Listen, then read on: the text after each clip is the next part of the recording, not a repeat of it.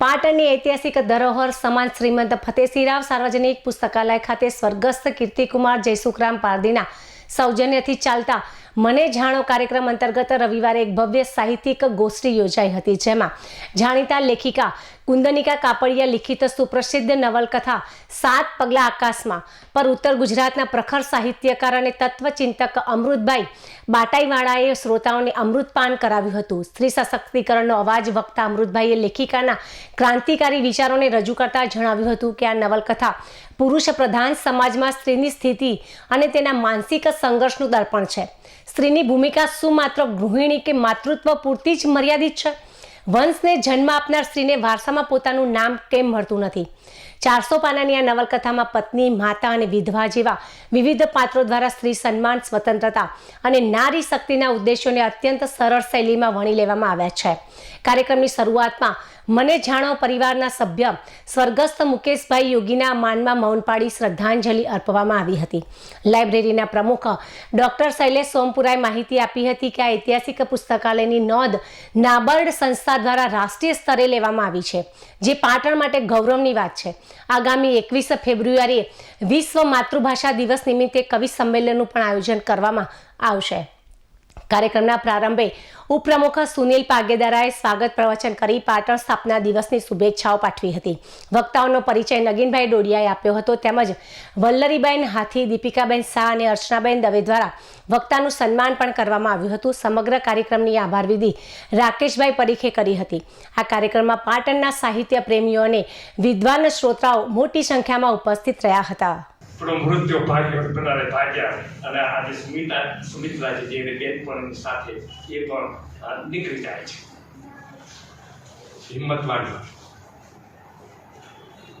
નવલકથાનો જે મુખ્ય હેતુ જે છે એ મેં પહેલા પણ કહ્યું કે સ્ત્રીઓમાં જાગૃતિ લાવવાની વાત છે.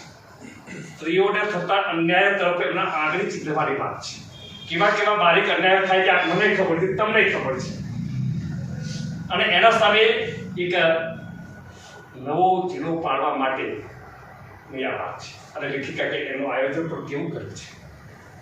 બધા શિક્ષિત પાત્ર, એટલે દરેકનામાં એક દાવાનો સ્વરૂપ હોય. ભલે આપણે કોઈને ન બોલી શકતા હોય, કોઈને સામા ન થઈ શકતા હોય, પણ મનમાં તો પાછો આપણે વિચારીએ કે આજે કાળ નહીં ગયો છે પણ તરફ પાડી દેવો છે. ભલે એનાથી થઈ શકે કે ના થઈ શકે. દરેક સ્ત્રીમાં એક આવી જ્વાળા સળગતી જ હોય છે, પણ પુરુષોનો આધિપત્ય એટલું બધું છે.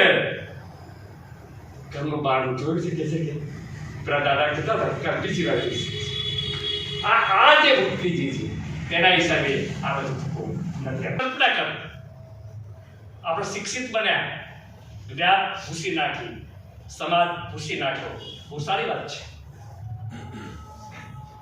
રીત રિવાજો ભૂસી નાખ્યા, પણ કેમ એ મજબૂરી થઈ? કેમ? હું સમાજ સાથે સંકળાયેલો છું એટલે મને થોડી એક વાત કરું. દરેક સમાજમાં, દરેક કોમની અંદર બધા જ એવું કહે છે કે આંતરજ્ઞાતીય લગ્ન થઈ જાય છે. દીકરીનું મૃત્યુ બધાની સાથ પસંદ કરતી નથી અને ભાગે છે ત્યારે રિક્ષાવાળાને લઈને ભાગે છે, પાનવાળાને લઈને ભાગે છે. સમજી જવું જોઈએ. અને પહેલા તો કોઈ શીખામણ હતો પણ કે તમારો છોકરો મસાલો ખાતો હતો ત્યારે હું કહેતો સારું થયું સોમપુરા સાહેબ કે તમે મને ચેતાવો. અત્યારે તો હું કહું તમે મારા દીકરાને ભગવો છો. આ સમાજ, આ શિક્ષિત સમાજનું ચિત્ર છે. દરેક મા બાપને ખબર છે પોતાનો દીકરો શું કરે છે, દીકરી શું કરે છે, અને ભાગી જાય છે ત્યારે રોય. સમાજ એને શિક્ષા કરે છે કે તારે દીકરી સાથે વ્યવહાર કરવાનો. એવું સમાજના મંત્રી તરીકે મારા પોતે સમાજનો એક મંત્રી તરીકે મને ખબર આવે, કિસ્સાઓ આવે. અમે એને એમ કહીએ, બીજું શું કહી શકીએ?